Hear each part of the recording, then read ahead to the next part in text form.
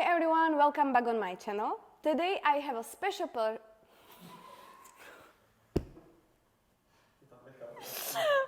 my god! Hi everyone, welcome back on my channel. Today I have a special person here, Paulina Mucha. Hi guys! I am really happy she came here to see me because she has really similar opinions about things regarding permanent makeup. So, thank you. Thank you. I would like to start with you, and I would like to start with your story. So tell me something about yourself. Who you are, what you do, and so on. So, I'm Paulina Mucha. I'm from Poland, but I live a little bit in UK now and a little bit in Poland. With beauty industry since 9 years now. Really? Yes, it's actually funny because my mom always saw a potential in me, and so she was always trying to push me, but I think she saw it before I did because I was trying to run away, but yes, it did catch me eventually, my destiny. I started with the nails industry, but I was never fulfilled in the nails industry. I always liked what I do. I always preferred to teach people rather than to work with the clients. This was what was fulfilling me more, but I was still like not 100% there, you know. So when I started with the permanent makeup industry, I actually started by someone's suggestion. So I went for my first powder brows. And I will never forget this moment when the girl said to me like, "Oh, I watched your Instagram. You're actually so talented. I wouldn't want to spend my time with the clients for such a small amount of money." And I was like, So when she started to teach, I thought like, okay, I'm gonna be her first basic student for permanent makeup. And I actually really loved it. So this is how my journey sort of started. And then after hearing many questions about the courses, if I teach, then I decided, okay, maybe it's the time to work on the courses. So for example, with the nails, it was completely different because I was like, oh, I want to be a teacher. But with permanent makeup, I actually first started to have suggestions from my potential students, and then I thought like, okay, maybe I should focus on this. And again, like with the nails, this is something what fulfills me more to like research, to try out for myself, so then I can work the proper, correct way how to help others do it as well. So that's so nice from you. And how long have you been in permanent makeup? In permanent makeup, 2.5 years now. So that's really like interesting because it's short time, but your Instagram is absolutely amazing, and I really love your reels. And if I wouldn't know, I would say that you are in permanent makeup at least like 5 years. Yes, actually, I'm quite happy that I started only 2.5 years ago because the level of teaching and the level of knowledge was already so much different than it was back in the days. So I feel like I really skipped the part of struggles and mistakes. Yes, mistakes, a lot of money for different courses, and a lot of bad results. So I started with the course which I think was at the good level with a good technique, and I didn't make like the of course I made a lot of mistakes like everyone is doing mistakes, but I never learned it the incorrect way. This is the most important thing. So I think like even though it's a short time, I think it's good because I learned the new techniques, not the old tattoo effects. Yes, that's perfect. I would like to go for the second question. What do you wish you would know before you started in permanent makeup? What was something that you are like, well, wow, I really didn't expect this? Not everyone client is gonna be happy from the result, even if the result is nice. So important. Thanks for saying that. Yeah. Yes. So I think, and this is very important, and it still happens to me, even though I do the brows and I'm happy with the result, and if I would share the results on my Instagram, it would be either viral or every master would say that it's done the correct way, but still the clients might not be happy from it because it's not how she expected it in her own head. And I think this is the most important thing, that we might do everything correctly, but at the end of the day, the client might still not be happy. So I think this is what I was missing from the beginning, that on the beginning, of course, we can't do the black brows just because the client wants it, but we do need to understand that at the end of the day, the client's meeting of the client expectations, this is what decides about the successful treatment. Not the fact that we will have like 1,000 likes on Instagram or follows. This is her face, this is her brows, and I think this is the most important thing, to first classify what is the client expectation, and then to think about if I am able to give her that result and to make her happy. So this is what I never learned. Yeah. That's really true. And I'm really happy also you are talking about it, because managing clients' expectations is, I would say, number one. Yeah. Because what I realized after like 4 or 5 years of being in permanent makeup is that not everyone will be happy because they come to see you, they think about PMU in some way, but the reality is completely different, and they don't understand it from the deeper level as we understand it. So what I always suggest to do in general, like for every PMU artist and trainers, we have to give more knowledge to the clients. Yeah. And sometimes when they are here and they are lying on the bed and I'm explaining about carbon black, about laser, about these kind of things, about the reach now also. And they don't know a lot of things, which is normal. Yeah. They are not professionals. But once you explain everything to them, they really change the opinion. And when you explain to them that every dark and cool color is once gray, then they don't want it anymore as much. Like, of course, there is not like everyone is like that. But I found out that if I take the time to talk to the client and to explain everything properly, then a lot of the times it happened to me that they change their opinion and they are satisfied with the brows, and then they change because they always say like, I don't want to like draw the brows every morning, and I'm like, but you will need to, like you will need to top up a little bit of color. You need to remove the hairs, you need to do the highlights. Exactly. But and sometimes they even ask, and you will also like dye my hair with the PMU? And I'm like, no. Yeah. So, but it's okay. It's like a normal question. For me, there is never a question which is stupid. Yes. Because they simply don't know, Yeah. It's just normal. It's not their job to understand everything. Exactly. And that's why a really important thing is what you said, managing clients' expectations. And the second thing is to really tell them quite a lot of knowledge. Even sometimes we think it's like, it doesn't matter, we don't have to do that. But they really care about it. They are really interested.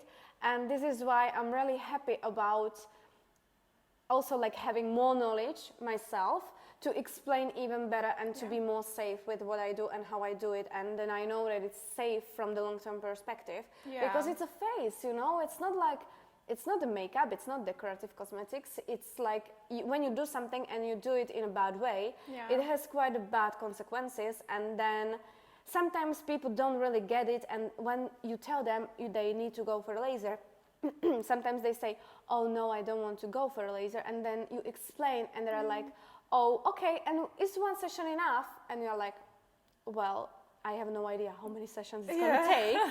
So this is what happened to me so many times with the clients before I knew nothing about pigments, like 2 years ago, 3 years ago.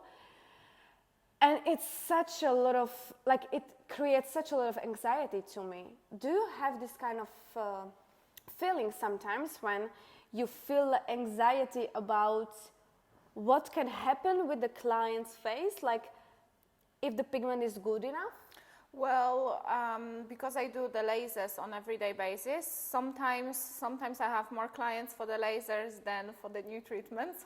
Yeah, which but that's actually shows, which actually shows us the reality of the permanent makeup now. Exactly. But to be honest, unfortunately, I noticed very often the problem is that, luckily, the higher percentage of the clients, they will listen, they will understand, but there will still be this small amount when we will explain and sell, and they will still think about the final results, not about the process and everything what it does to their bodies, which is, I think, something I, for example, still struggle with, because at the end of the day, for me, the most important is the client safety. Yeah, but I think that if we explain to them in a really good way, and you scare them a little bit, I think they understand. Not all of them. It's never gonna happen. It's never gonna happen. But I think it's a good way to do, and it's a good way to go, because what is really important and what is a really big problem is that if we continue using pigments which are not good, which change color, we are not able to remove them, or it's hard to remove, we are basically destroying the industry. Yeah. And this is what I've never thought about, but I listened to the podcast with Branko Babic, you know, from Phi Academy. And this is what he said, that his biggest, not like a struggle, but what he's concerned about is that there is a lot of pigments from different countries where there are no rules, no norms. They can use all the rubbish, and then, okay, it goes quickly into the skin. But what is going on afterwards, you know? Like, we don't really understand that we are implanting something into the body which can create problems from the long-term perspective. And people always care about short-term. Yes. They don't care about long-term stuff. Yes, unfortunately, the problem is as well that people, now that the lasers are so popular, they think like, okay, I'm gonna use this strong pigment. In case if it's gonna be too strong, I'm gonna remove it with the laser. Yeah, but you will not remove it with the laser. Then even if you do, because of the low quality, you're actually making more harm to the body. Yeah. Because all these heavy metals, then they go everywhere around the body. They are not anymore only in the brows. Even if you don't see the brows are still somewhere inside you. But unfortunately, in this moment, for example, like in some of the colorants, they could be creating a cancer risks or all the other illnesses. Really for the body. This is like a closed circle, because on the beginning, we want to satisfy the customer, but then a lot of artists are choosing the wrong way to satisfy the customer, not the conversation, but to give quick results. That's why you are here, and that's why we are here together to explain to the PMU artists how it's really important to tell your client the reality, because it's not makeup, but I think because we are in a beauty industry, we do nails and like lamination and lashes. They always think it's something like that, but it's completely different story. And when I was talking to Simone, he said that one of the manufacturers in I think it's in Europe. Okay. He said that one of the manufacturers said that it's as hard to create a pigment right now based on the REACH compliant things as similar as a vaccine. Oh my God, yeah. And it makes sense because it's in your body and it can be toxic and it can create a lot of health issues in the future. So this is something what people do not talk about because they are scared that they will lose more clients. But I would rather lose more clients than to do harmful things for them, because now for the 1 year, 2 years, 3 years, 5 years, 7 years can be everything perfect. But what it wants, sometimes it can happen. Yeah. Someone will call you and tell you that they got like MRI or something, they found some pigments and they knew that the only thing they did is the browse. yeah. And maybe you can have a problem with them. Yeah. You know, like you never know. That's the Actually, problem. the cases like this already, I've heard that they already happening in Poland, when there is But a no lot one of is talking about it. a lot of cases where people actually started to, and it's not like the lowest base of the case where you only need to pay the money to the client. People actually can now go to jail for something like this, because yeah, but it's a big problem. We should talk about it more, because Yeah. this is what I was talking with Rita about.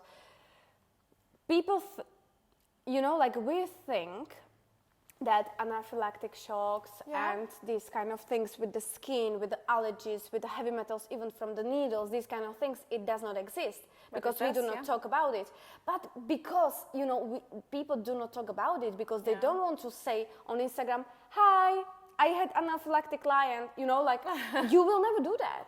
Yeah. So we think it's never happening, but it's happening. But it we should. It should be happening. We should talk about We it should more, talk. because the biggest lesson is someone else's mistake.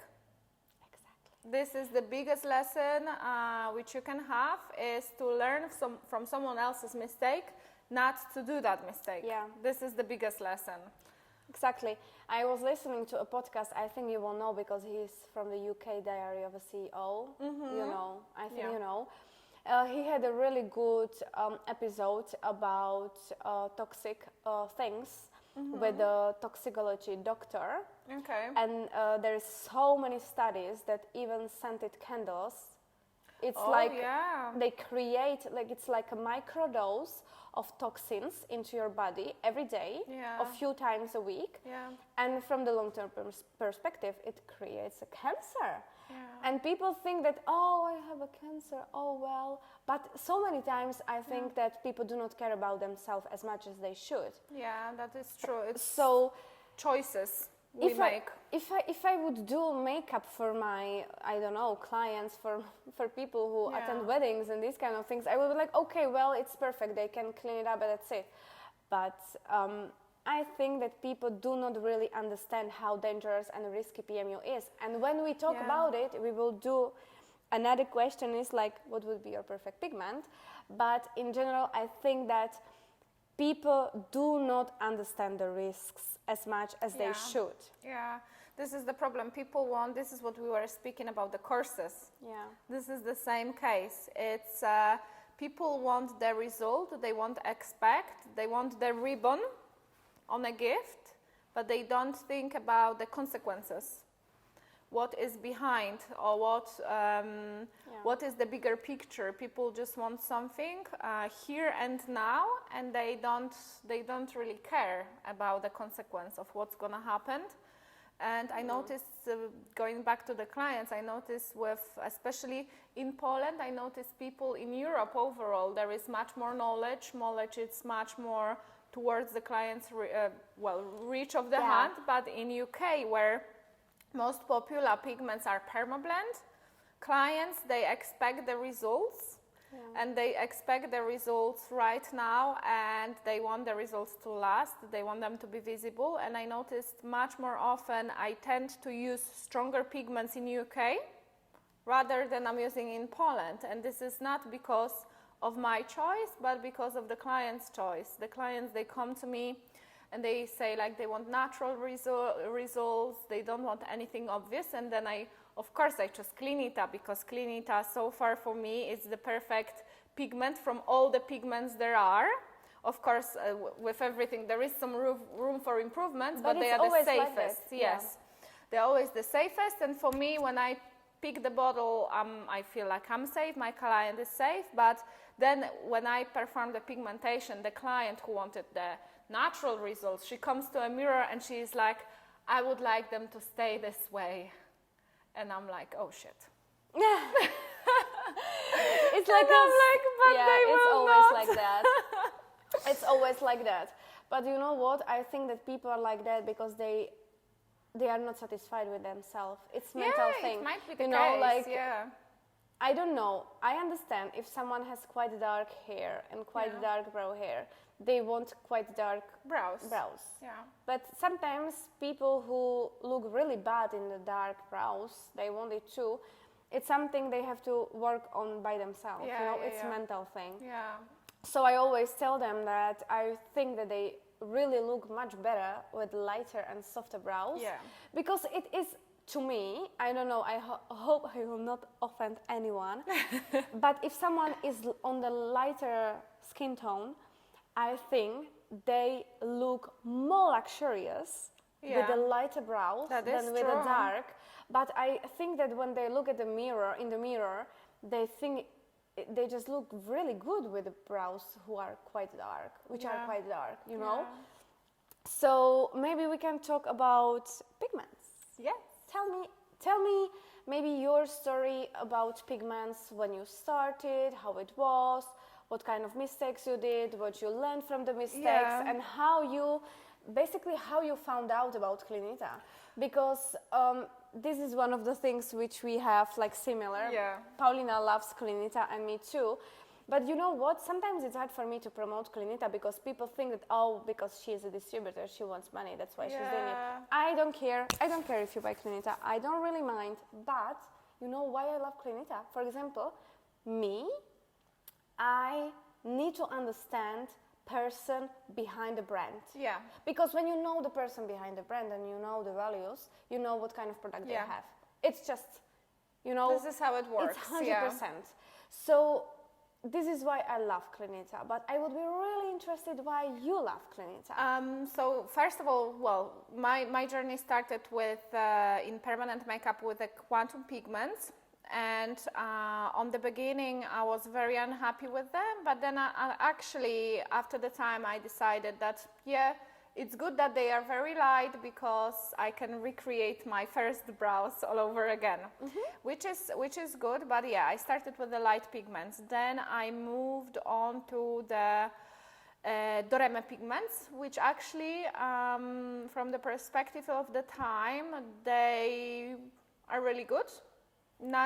Still not like Clinita, but from my perspective, they are the pigments which I could recommend or use again. Then, because unfortunately still some of the clients wanted stronger results, I moved on to the shine pigments, which from the effect, from the result perspective, are nice, but from the chemical perspective, I'm like, okay, this is something what is disturbing me. Because if someone is saying like, let's say this and this and this pigments could be toxic, then I'm starting to, you know, reconsider my choice for the clients. Then I've heard about the Clinita. I actually heard about the Clinita the opposite way because no one told me about it before. I sort of heard about it a little bit. I went to the masterclass, and after masterclass, the teacher, she did my brows with Clinita. Who was that? It was Claudia Cantor. I know Claudia.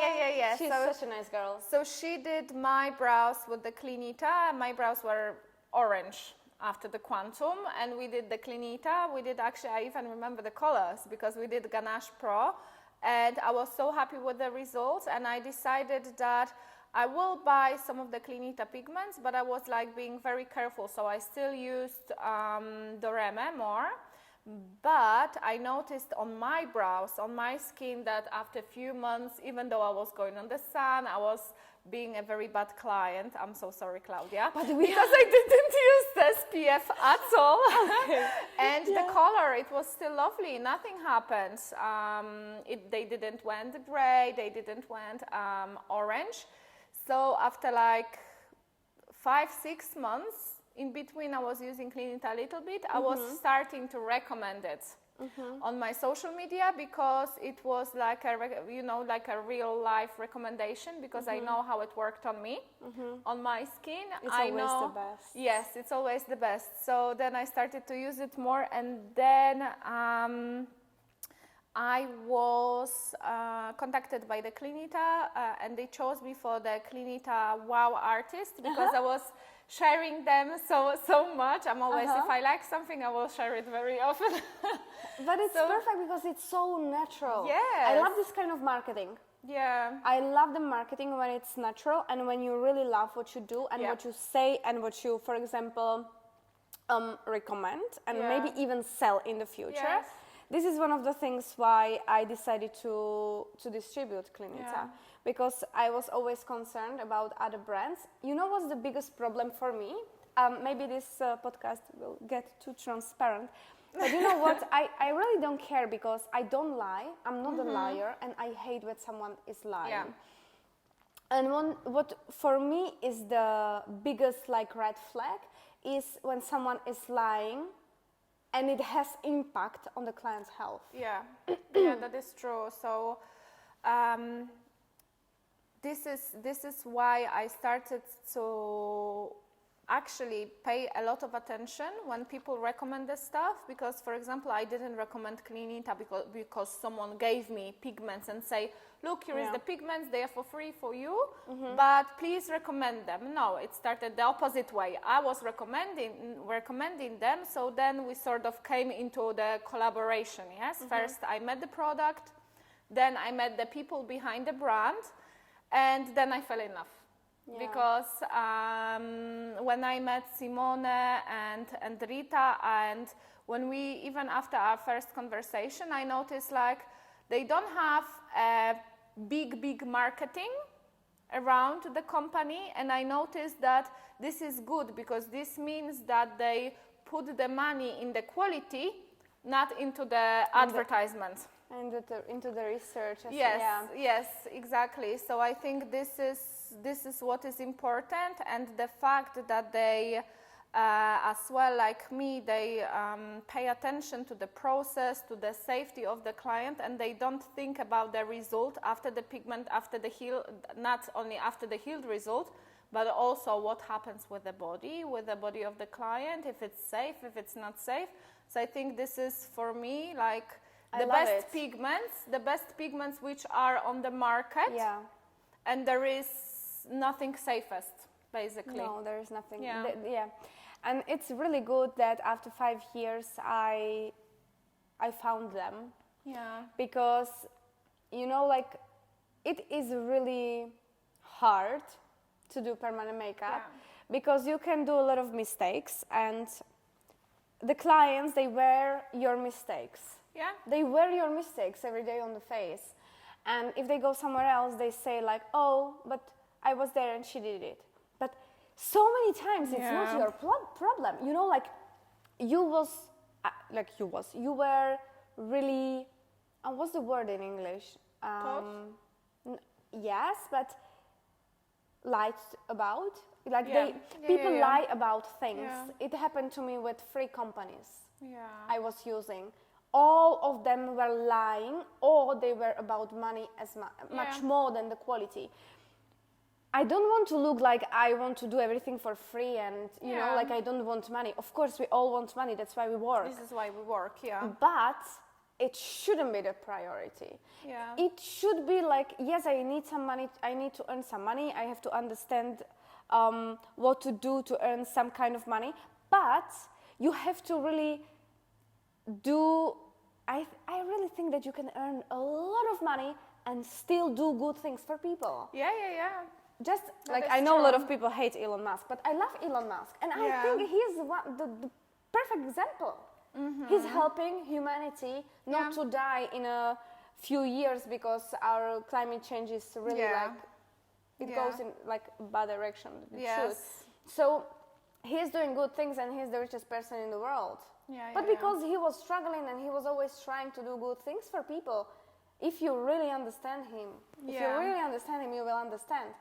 And he's the richest person in the world. There is no better example. So I think we can earn money. We can teach people. We can be successful. We can grow. We can, sell things. But we should really sell things which are good. Yes. We should sell things which will not harm clients' health, from the long term. But the problem is long term. Yeah. Everyone is about short term results, short-term Effect, perspective, yeah. short-term effect. How can I earn money as quickly as This is possible? the thing, people buy It what they never- see. It never Yeah. works. It Yeah. is always only for the short term. Yeah. It never works. And because I am in permanent makeup for 5 years and I attended so many trainings, Yeah. and I was always like addicted to the most famous people in permanent makeup. I Yeah, don't but know. this is how it works, doesn't it? because I'm You too go to the naive. training, someone is nice, everything looks nice, the Instagram looks nice, you see nice results Yeah. on Instagram, Yeah. and you're like, okay, it means that what they use will give me these results. But No. actually, very often No. the case is that they use good photo retouchers, they use good Yeah. graphic designers, they use good architect designers, so there is a good package, but inside there is broken toy. Exactly. And then And it's so sad to see it, but there is so many things. You know what? I think that because of the, I don't know, in general, the situation with humanity, it's evolving in a bad way because of the social media. Yeah. And I think that people are just scared to talk about mistakes. People are scared to show the reality because they are not as good anymore. But as good Yeah. as who? As Yeah. good as what? Like, why people want to be like perfect when it's like no one is perfect? And why? This is why I stopped following people on Instagram, and it helped Yes, me I absolutely. noticed. It helped me the most, and I'm so happy and I'm so satisfied with everything I do. I'm so proud of myself that I work hard, and it really made me much happier because Yeah. I know how much I do, and I know that everything I was comparing to was like bullshit. Yeah. It was like it's mind blowing, but you are comparing to something which is not existent. Yeah, What's that? You know? Yeah. So that's why I was like, okay, Teresa, you have to really think about how you are going to operate your business, your mind, and everything. And it really helped me the most. So this is one of the things why people are scared talking about the mistakes. It's Yeah. okay when you sell really bad pigments. It's Yeah. okay. You made a mistake, but Yeah. just talk about it. You Yeah, know, yeah, like yeah. Admit tell the it. truth. Yeah. Admit it.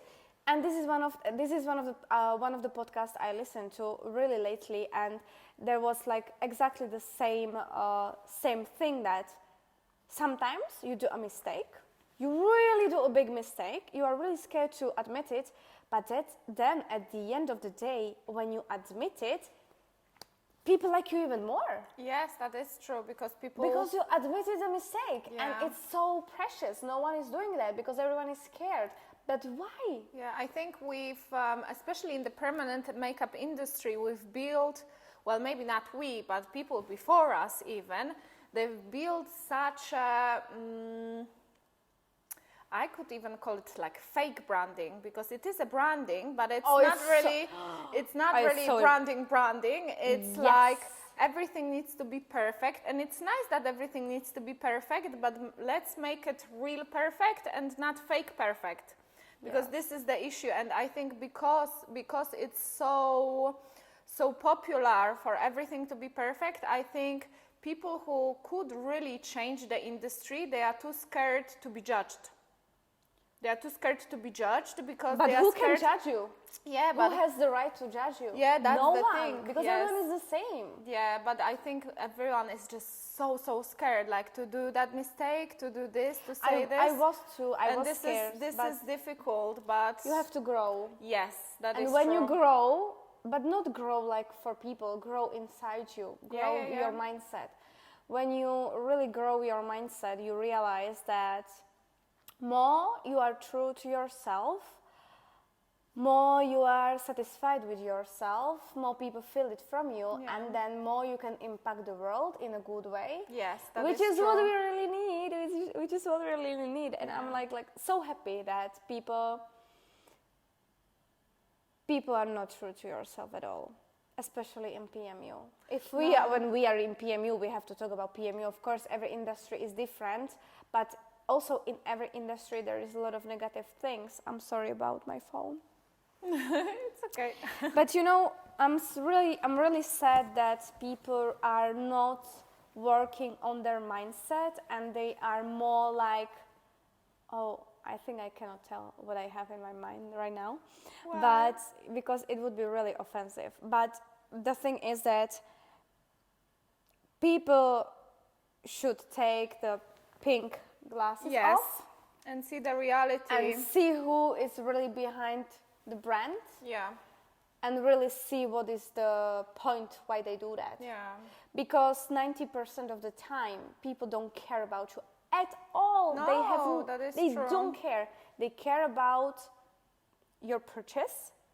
They have money from you, and that's it. But I think it's even with the clients, like 90% of artists, they Photoshop their works in such an extensive ways. I mean, when I started to grow my Instagram this year, with every 1,000 followers, there was like 20, 30 followers, which are like PMU retouch PMU, PMU retouch your work, Russian retoucher, Latvian retoucher, etc., etc. My inbox was like, every day I received like, guys, and this is crazy because probably like every artist does receive it, 20, 30 messages of propositions of retouching the work. And imagine, like for example, I usually delete these messages because for me, what I want the client to see is the result which I give them.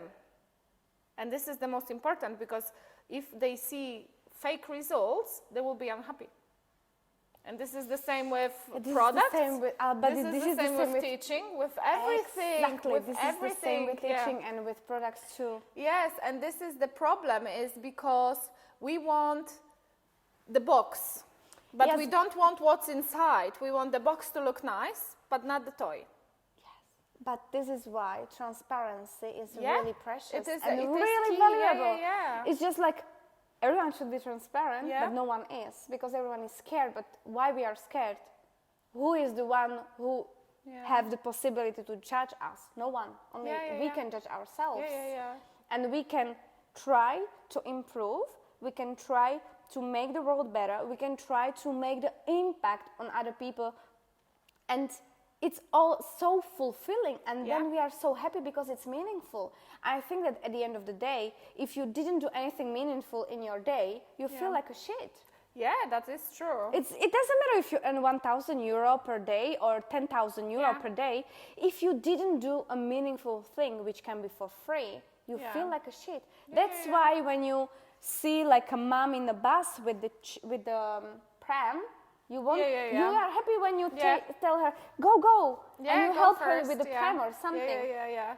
And it's much better than earn 1,000 euro a day. Yeah, that is true. It's what we were saying, like sometimes having a nice comment on a social media works and is much more fulfilling than someone who can pay you money for the training or the exactly. treatment. And I feel really bad about it, because I'm really grateful for that too. But really, things I do for free brings me much more fulfillment than the things I got paid for. Yeah, that is true. But I wouldn't be able to do things for free if I wouldn't have money from the people. Exactly.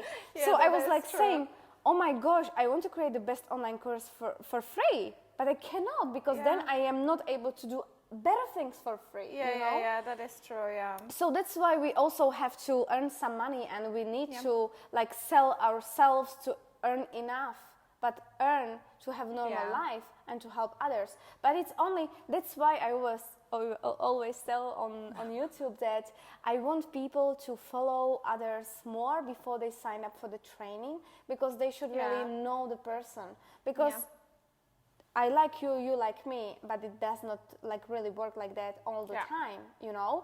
And if you go for a training where you feel really uncomfortable, I think you pay so much money for the training, but you got nothing from it. Yeah, that is true. I think lately I as well came for the realization that we need to understand that when we go for the training, it's like going to someone's house. It's the rules. So it is very important to follow that person, to have an insight on social media. If they have Instagram and YouTube, that's great. But if they have just Instagram, then just follow them on Instagram, get to know them better, and then to go for the training. Because I was as well, just like you said, very often, many times I went for the training with the expectations of what I want to gain from that training. And I was unhappy because these expectations weren't met. But then at the end of the day, I came to the realization I am in their house. They are not in my house. So it's good to find someone you like. But then as well, we come back to the moment when it's important to show ourselves on Instagram, to show the truth, not the packaging, because then we get the chance to meet the people who really like us. Exactly. And not the people who come to us with the expectations of who we are. But more people like you when you are more true to yourself. Yeah, that is But people true. are so scared to do that. But more you do that, Yeah. more people like you. And I'm so grateful for having the, I don't know, how can I say that? The courage. Courage, yeah. Enough courage to never be superficial. Yeah. I was really naive and I trusted a lot of bad people, Yeah. but I was always true to myself. Yeah. I am not able to look like I'm someone who I'm not. You know, Yeah, I'm not yeah. superficial because I hate it, and I'm not able to be like that, even like for 30 minutes. Yeah. I am not even play to be superficial. Yeah. So that's why I'm really happy about myself, about that. And I'm really happy you are the same. And my last question, so it's not too long for people to watch, otherwise I would talk to you for 6 hours. I know. Maybe one day we will do that. Yeah. But what are the biggest mistakes you did? What is something comes to your mind straight away? There is so many. Tell me three. And this is actually important to listen for you, the guys, to listen. There is so many mistakes. Yeah, they happen all the time. That it would be few hours podcast if I would need to tell about all of the mistakes. But the most important mistake is saying yes when you want to say no. When I want to say no, yes. This is the biggest mistake. True, and I still have the problem with that. Yes, and this is the biggest mistake which we do, especially with the clients. But I think as well with the courses as well, because lately, and it was very recently when I made that mistake, when I said yes, and unfortunately the expectations of the students weren't met, which was not entirely my fault, but at the end of the day, I am the host, so the fault is on me, yes? But I would say saying yes when we want to say no, or we think that there could be some of the things which could lead to not disagreement, I'm missing the word, which could lead to problem, yes, which are not entirely based on our actions, for example. And this is, but mainly I would say this is with the clients, because I'm pretty sure most of the PMU artists have this problem, is when the client comes to you for the treatment and you already, during the consultation, you already, for example, explaining, and you already can hear that from their expectations. For example, they want black brows, they only want this, they want wide brows when they have thin brows, or for example, they have strong asymmetry, but they want the brows to be symmetrical.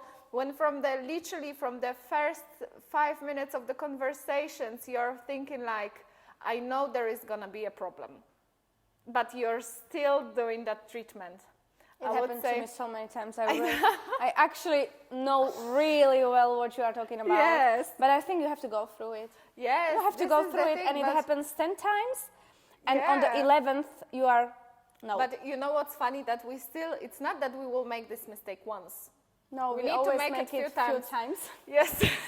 I got you. And I would say absolutely this is understand. the biggest mistake is saying yes when my full body wants to say no. And But you know what? It's perfect that you're talking about it. But I think that everyone, even though they will listen to the podcast, they always have to go through it by themselves. Yes. And I've learned it. And now I'm more like, I'm saying no in a nice way. But I think a lot of artists, they're like, oh, but this client came this and this kilometers to do this and this treatment. It's not worth it. What they are gonna, and it comes back as well to the judgment. We think that we are gonna be judged, but at the end of the day, if we do the job, which they are not gonna be happy about, we are gonna be even judged more. So I would say this is the biggest mistake in my career, is saying yes when You wanna I want say to no. say no.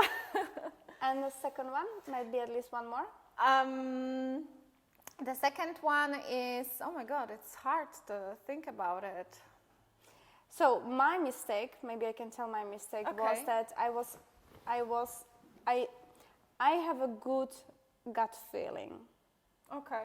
and I understand. And it's not maybe about the clients, but more about the trainers. Okay. That I felt weird straight away, or I Okay. feel it from the Instagram. But I'm always attracted to the people. Okay. And then I'm like, Teresia, stop! But they can play with you so much Yeah, that that is they true. got you on your side. Yeah. But I'm scared to tell people what I think about them. Yeah. And I'm like, okay, well, yes, okay, good. But I never tell my opinion, Your because opinion. I hate disagreements. Yeah. And I just- confrontation. Yes, and I don't want to talk about people just because I have some kind of opinion. Yeah. But what I really don't like about myself, and I want to really work more about this mistake, is to have enough courage to tell people what I really think about it. Okay. If they come to me and they ask me something, or they tell me something, or someone tells something, I don't want to be like, oh yeah, she's a beautiful person. No, she's not. Yeah. You know, and this is what is really hard for me to do. Okay. Because I want everyone to be happy. I want Yeah. everyone to be like, loving and kind and amazing, and we help each other. Yeah. Oh, but it's only my naive Butterflies world. and rainbows. Yeah, yeah, exactly. Yes. So this is my mistake. I would say the second mistake, but this I think applies more to teaching rather than to clients, is trying to be a people pleaser. Oh wow. There is Because one here. Always when I do it, always things goes literally the wrong direction. For example, agreeing to something which I know is not really 100% on me. And this is, at the end of the day, this is what you said. We all want everyone to be happy, but I think, and in PMU industry, we need to understand that maybe we have control over 10% things, and this applies not only to teaching but also to the treatment. I have 10% control on the outcome, and the rest is God bless you in your entire hands. That's why I think it's really important to explain to the clients that we are implanting something into the body what this body does not want. Yeah. And the body is trying to get It's rid an of intruder, it. yes, it's an trying intruder, to get rid yeah. of it all the time. Yeah. So that's why it's so hard to be in the right depth, to choose the right color, to tell your client it will be perfect. It heals amazing. There is no even one gray pixel. You don't know. You cannot see where you tattoo. Yeah. So it's about the expectations. Everything is about the expectations and about being true to yourself, I would say. Thank you so much. Thank you so much that you came from UK and from Jori. I have no idea how to say it. Okay, thank you so much for watching. If you like this podcast, let us know, because feedback is the most important to us too. And maybe if you like it, maybe I can come to UK or whatever, and maybe we can do even longer episodes, because Paulina, I'm in it's Poland really every month, so well. Yeah, we'll do it in Poland then. Thank you so much for watching, and Thank I will you. see you in the next video. Bye. bye.